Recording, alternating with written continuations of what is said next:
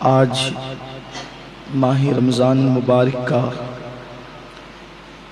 اس سال کا آخری جمعۃ المبارکہ ہے، جسے تمام اہل اسلام، اہل ایمان جمعۃ الوداع کے نام سے جانتے، مانتے اور پہچانتے ہیں۔ یوں تو ماہ رمضان شریف کا ایک ایک لمحہ، ایک ایک ساعت بے پناہ اہم اور قیمتی ہے، لیکن اب ان تمام دنوں کے اندر یہ جمعہ اس اعتبار سے بڑی اہمیتوں کا حامل ہے کہ اب آئندہ سال ماہ رمضان شریف کی یہ بہاریں ہمیں نصیب ہوگی یا نہیں ہوگی، اس کی کوئی گارنٹی نہیں ہے۔ اللہ نے ہم سب پر بے شمار، بے پناہ احسان کیا کہ اللہ تبارک و تعالیٰ نے ہمیں مسلمان بنایا، مصطفیٰ جان رحمت صلی اللہ علیہ وآلہ وسلم کی امت میں پیدا کیا، اور پھر ماہ رمضان شریف جیسی نعمت ہمیں عطا کی، اس لیے کہ ہم سے پہلے جتنے انبیاء کرام آئے ان میں سے کسی نبی کو نہ سورہ فاتحہ دی گئی، نہ ان کی امت کو، اور نہ ہی ماہ رمضان شریف دیا گیا۔ ماہ رمضان شریف صرف اور صرف امت محمدیہ کو عطا کیا گیا۔ اس امت سے پہلے کسی کو ماہ رمضان شریف نصیب نہ ہوا۔ اس کی وجہ یہ تھی کہ مہینوں کا سردار انبیاء کی امت ہی کو عطا کیا جائے گا۔ سید الانبیاء کو، سید الشہور، تمام مہینوں کا سردار سید الانبیاء کو دیا جائے گا۔ ساری امت کی سرداروں کو، یعنی جتنے انبیاء تھے سب انبیاء کے سرداروں میں مصطفیٰ جان رحمت ہے، اور جتنی امتیں تھیں ان تمام امتوں کی سردار امت محمدیہ ہے۔ اور یہ وہ ایام ہے، یہ وہ دن ہے، یہ وہ ساعتیں ہیں کہ جس کی مثال، جس کی فضیلت والی ساعتیں اب 11 مہینے میں کسی کو کبھی نصیب نہیں ہو سکتی۔ ہاں یہ وہی ساعتیں ہیں جن ساعتوں میں اللہ کی رحمتیں مومنوں کو پکار کر تین مرتبہ کہتی ہے کوئی مغفرت مانگنے والا تاکہ اس کو مغفرت عطا کی جائے، ہے کوئی حاجت مانگنے والا تاکہ اس کی حاجت پوری کی جائے، ہے کوئی دعا کرنے والا، رحمت کا طلبگار تاکہ اس کو رحمتیں عطا کی جائے۔ لیکن میرے آقا صلی اللہ علیہ وآلہ وسلم کے پیارے دیوانوں، اب ہم اس مقام پر آئے ہیں جیسے کوئی مہمان آتا ہے اور آنے کے بعد وہ مہمان پھر چلا جاتا ہے، لیکن اچھے میزبان کو یہ احساس بار بار دل کو کچوکے دیتا رہتا ہے کہ مہمان تو عزت والا میرے گھر آیا، کیا میں مہمان کی اچھی طرح میزبانی بھی کر سکا؟ کیا میں مہمان کو خوش بھی کر سکا؟ کیا میں مہمان کا اکرام بھی کر سکا؟ اگر مہمان میرے گھر سے خوشی واپس جاتا ہے تو وہ اوروں سے کہے گا کہ فلاں نے میری بڑی خاطر تواضع کی، فلاں نے میری بڑی عزت کی، فلاں نے میری بڑی تکریم کی، مجھے کسی چیز کا احساس، تکلیف نہ ہونے دیا، میری ہر خوشی کا لحاظ کیا گیا۔ مہمان ہر طریقے سے ہر جگہ کہتے ہوئے جاتا ہے، اور اگر اس کی تکریم نہ کی جائے، اس کی عزت نہ کی جائے، اس کا لحاظ نہ کیا جائے تو مہمان یہ کہتے ہوئے جاتا ہے، ہائے افسوس اس بدبخت کو نہ میری اہمیت کا پتہ تھا، نہ میری عزت کا پتہ تھا، نہ میرے وقار کا پتہ تھا، کچھ بھی اس کو نہ معلوم تھا، اور اس نے تو مجھے پوچھا تک نہیں، میری خاطر تواضع تک نہ کی۔ مسلمانوں، ایسے ہی جیسے کوئی مہمان آتا ہے، ماہ رمضان شریف بھی یہ ایک مہینہ ہمارے پاس بحیثیت مہمان آیا۔ اب ہم نے اس کی کتنی تکریم کی، اس کی کتنی عزت کی، اس کی کتنی خاطر تواضع کی، یہ ہم کسی اور سے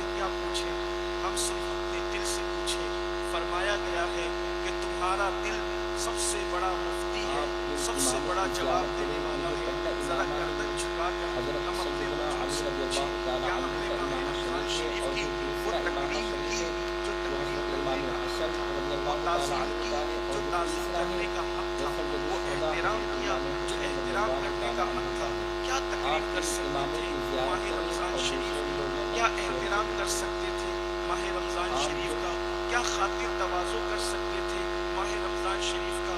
یہ کوئی کھانا تو کھانے والا مہینہ نہیں ہے، اس کے ہاتھ تو نہیں چھوئے جا سکتے، اس کے لیے احترام سے کھڑا تو نہیں ہوا جا سکتا، پھر اس کی تقریم کیا ہے، اس کا احترام کیا ہے؟ تقریم اور احترام تو بارہا ہمیں بتایا گیا۔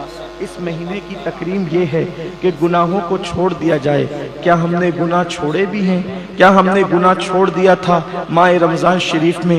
کتنے وہ کم نصیب لوگ تھے جو ماہ رمضان شریف میں چھپ چھپ کر کھاتے پیتے رہے، اور کچھ لوگ ایسے بھی تھے جو لوگ کثرت سے سوتے رہے۔ ہاں ہم وہی لوگ ہیں کہ رمضان المبارک میں ہم وہ عبادت نہ کر سکے جو عبادت کرنے کا حق تھا، ہم وہ اس طریقے سے اللہ کو راضی نہ کر سکے جیسا کہ راضی کرنے کا حق تھا۔ ہم نے تو محفلیں سجائی اور باتوں باتوں کے اندر ہم نے رمضان شریف کو گزارا، کہیں فضول باتوں میں گزارا، کہیں سونے میں گزارا، کہیں پر لوگوں کے ساتھ اٹھ بیٹھ کر کے بکواسوں کے اندر گزارا۔ اب مجھے بتائیں، یہ رمضان شریف جائے گا اور ضرور جائے گا، چند دن میں چلا جائے گا، لیکن یہ جہاں سے آیا تھا وہاں جائے گا۔ ہمارا مہمان جہاں سے آتا ہے وہاں لوٹ جاتا ہے۔ رمضان المبارک اللہ کے حکم سے اللہ کی طرف سے آیا تھا، اور یہ اللہ کی طرف پھر لوٹ جائے گا۔ اللہ کی طرف لوٹ کر یہ ہماری میزبانی کے بارے میں کیا تعریف کرے گا اور کیا شکایت کرے گا؟ اللہ نہ کرے، ہزار بار نہ کرے، اگر ماہ رمضان شریف نے مولا کی بارگاہ میں یہ کہہ دیا، مولا میں گیا تو تھا لیکن نہ میری تکریم کی گئی، نہ میری تعظیم کی گئی، نہ میرا احترام کیا گیا، نہ میری عزت کی گئی، بتائیں ہمارا کیا بنے گا؟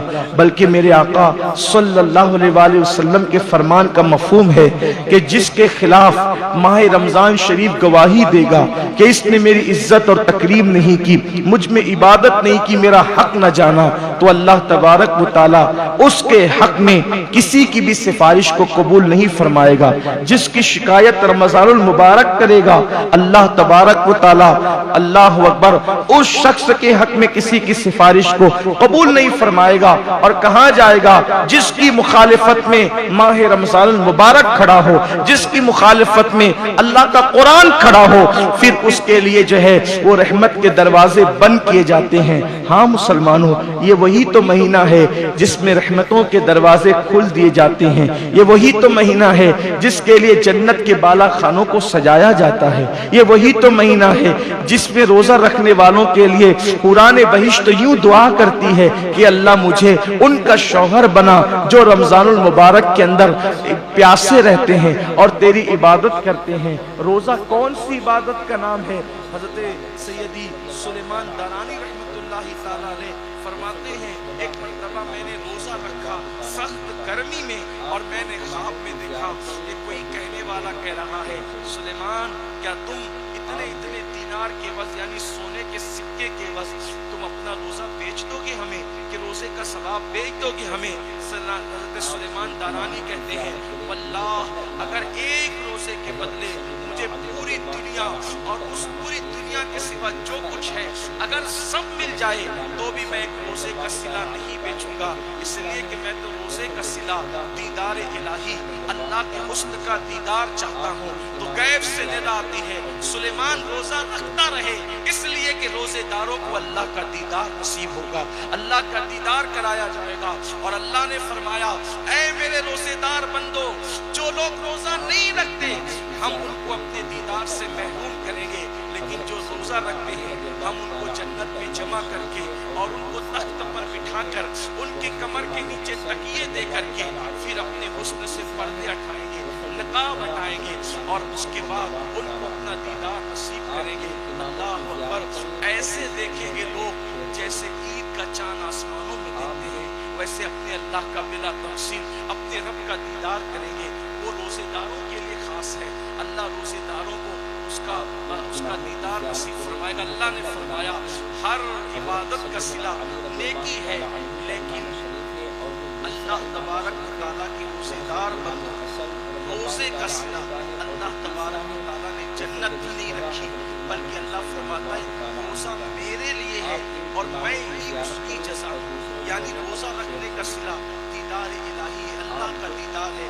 لوگ روزے کی اہمیت کو تو سمجھے، لیکن بس آج جمعۃ الوداع کے اندر کچھ زیادہ نہیں کہنا، صرف اتنا کہنا ہے وہ جمعہ جس کے جانے پر آسمان ہوتا ہے، وہ رمضان المبارک جس کے جانے پر آسمان ہوتا ہے، وہ رمضان المبارک جس کے جانے پر زمین ہوتی ہے، وہ رمضان المبارک جس کے جانے پر اللہ پر فرشتے ہوتے ہیں، وہ رمضان المبارک جس کے جانے پر اللہ کے رسول نے آنسو بہایا، جس کے جانے پر صحابہ نے آنسو بہایا، اور فرمایا گیا کہ جو رمضان شریف کے آنے پر خوش ہوتا ہے اور رمضان شریف کے جانے پر غمگین ہوتا ہے، اللہ تبارک و تعالیٰ ایسے بندے کی مغفرت فرما دیتا ہے۔ یاد رکھیے رمضان شریف تو جا رہا ہے اور آج ہم گویا کہ اس رمضان المبارک کو مقصد کر رہے ہیں جمعۃ الوداع کے اندر، لیکن اس احساس کے ساتھ ہمیں نہیں پتا گزشتہ رمضان المبارک میں کتنے لوگ ہمارے ساتھ تھے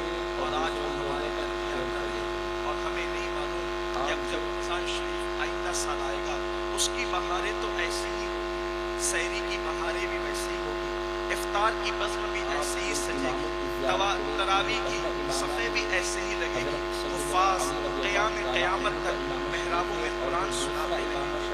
افق پر جب رمضان مبارک کا چاند نظر آئے گا تو وہی دھوم دھام ہوگی، وہی برکتیں ہوگی، وہی رحمتیں ہوگی، وہی انوار کی بارش ہوگی، وہی برکتوں کی بارش ہوگی، سب ہوں گے، سب کی گارنٹی ہے، سب ہوں گے، رحمتوں کی گارنٹی رحمتیں بھی ہوگی، مغفرت کی گارنٹی مغفرت بھی ہوگی، قرآن مقدس کی تلاوت کی گارنٹی قرآن کی تلاوت بھی ہوگی، تراویح کی صفحیں بھی لگے گی، سب کچھ ہوگا، لیکن اس کی کوئی گارنٹی نہیں ہے کہ ہم میں کون ہوگا اور کون نہیں ہوگا۔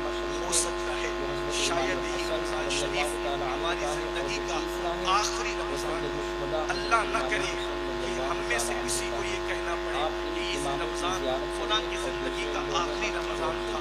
اللہ کرے یہ رمضان شریف ہمیں زندگی میں بار بار اللہ دکھائے، ہر بار اللہ دکھائے، ہمیشہ اللہ دکھائے، لیکن کچھ کر تو نہ سکے، اب چند دن بچے ہوئے کچھ نہ کر سکے، اس لیے کہ کرنے والوں نے بہت کیا۔ صحابہ کرام تو رمضان شریف میں بستر کو لپیٹتے تھے، سونا نہیں ہے، اور رمضان شریف میں ہمارے لیے سننے کا موسم تھا، ہم تو سنتے ہی نہیں، ہم نے افطار کے وقت میں دعائیں کرنے کی بجائے ہم تو موبائل پر واٹس ایپ چیک کرتے رہے، چیٹنگ کرتے رہے۔ ہم نے کیا کیا؟ صحابہ کرام سب کچھ کرتے تھے، اس کے باوجود بھی جب رمضان شریف جاتا تھا تو کہتے تھے مولا جو کرنا تھا وہ نہ کر سکے، اس لیے ہماری مغفرت فرما دے، ہمیں معاف فرما دے۔ وہ اللہ سے معافیت طلب کرتے تھے، رب کی بارگاہ میں توبہ استغفار کرتے تھے۔ کہا جاتا ہے آج اللہ نے عمل کا موقع دیا ہے تو عمل کی اہمیت ہمارے سامنے نہیں ہے۔ ایک دن جب قبر کی کالی کوٹری میں چلے جائیں گے اس دن عمل کی اہمیت پتہ چلے گی، لیکن اس وقت عمل کی اجازت نہ ہوگی، ہم کچھ نہ کر سکیں گے۔ موت کے بعد عمل منقطع ہو جاتے ہیں۔ کہتے ہیں کہ قیامت آئے گی، ہم کہتے ہیں قیامت جب آئے گی تب آئے گی، لیکن جس کے جسم سے روح نکل گئی اس کی قیامت تو اسی وقت آ گئی، اب وہ کچھ نہیں کر سکتا۔ اور سن لو رمضان شریف میں غفلت کرنے والوں، رمضان شریف میں روزے کا حق ادا نہ کرنے والوں، رمضان شریف میں گناہ کرنے والوں، میرے آقا نے فرمایا کہ جس نے رمضان شریف پایا اور اپنی مغفرت نہ کروائی، یعنی رمضان شریف پا کر ایسی کوشش نہ کی، ایسی کاوش نہ کی، اللہ کے یہاں گڑ گڑایا نہیں، نہ توبہ کی نہ استغفار کیا، رمضان شریف میں بھی اپنی مغفرت نہ کروا سکا۔ آقا علیہ السلام نے اس وقت دعا کی تھی جب میرے آقا منبر پر تشریف لے جا رہے تھے۔ کہتے ہیں کہ جب خطیب منبر پہ جاتا ہے، کوئی خطیب जुमा के दिन जब खतीब मिंबर पे जाता है तो जो लोग जो दुआ करते हैं उसकी हर दुआ कबूल होती है। एक दिन मेरे आका जुमा पढ़ाने के लिए जब मिंबर पे तशरीफ ले जाने लगे तो पहले जीने पे कदम रखा और फरमाया आमीन, फिर दूसरे जीने पे कदम रखा और फिर फरमाया आमीन, फिर तीसरे जीने पे कदम रखा और फिर फरमाया आमीन। आका आमीन कह रहे हैं, कोई दुआ करने वाला नजर नहीं आता, सैयदुल आलमीन आमीन कह रहे हैं। किसी ने दुआ की होगी तभी तो आमीन कही जा रही है, हुजूर यूं ही तो आमीन नहीं कहते। जब खुतबा हुआ, नमाज हुई, साहबा ने अर्ज की आका हमारे माँ बाप आप पे कुर्बान, हमने सुना कि आपने 3 बार आमीन कही, कोई दुआ करने वाला दिखा नहीं। आका फरमाते मेरे सहाबा जिब्रील अमीन आए थे, सैयदुल मलाइका आए थे और मैं मिंबर पे चढ़ रहा था और वो दुआ कर रहे थे। आका क्या दुआ की उन्होंने? आका ने फरमाया जब दुआ उन्होंने की तो मैंने आमीन कह दिया। यानी सैयदुल अय्याम है, जुमा का दिन है, सैयदुल अय्याम जुमा का दिन, सैयदुल मलाइका की दुआ और सैयदुल आलमीन की आमीन। क्या कोई बदबख्त ये कह सकता है? किसी में जुरत है कि वो वक्त की दुआ कबूल ना हुई होगी? मेरे और आप जैसा गुनहगार मिंबर पर खतीब के चढ़ते वक्त दुआ करे तो उसकी दुआ की कबूलियत की गारंटी दी गई। जब जिब्रील दुआ करे और हुजूर आमीन कहें तो कौन इनकार कर सकता है? कोई बेईमान ही होगा जो इनकार करेगा। अब वो 3 दुआ क्या थी वो सुन लें और फिर देखें कि हमारा अंजाम क्या है। आका फरमाते हैं जिब्रील अमीन ने अर्ज किया, ए अल्लाह जब तेरे नबी का नाम लिया जाए किसी महफिल में, तरतीब हदीस में जो अल्फाज आए मैं उन्वान के हवाले से थोड़ी सी उसको तब्दील कर रहा हूं ताकि तफसीरा कर सकूं बतौर मफहूम। ए अल्लाह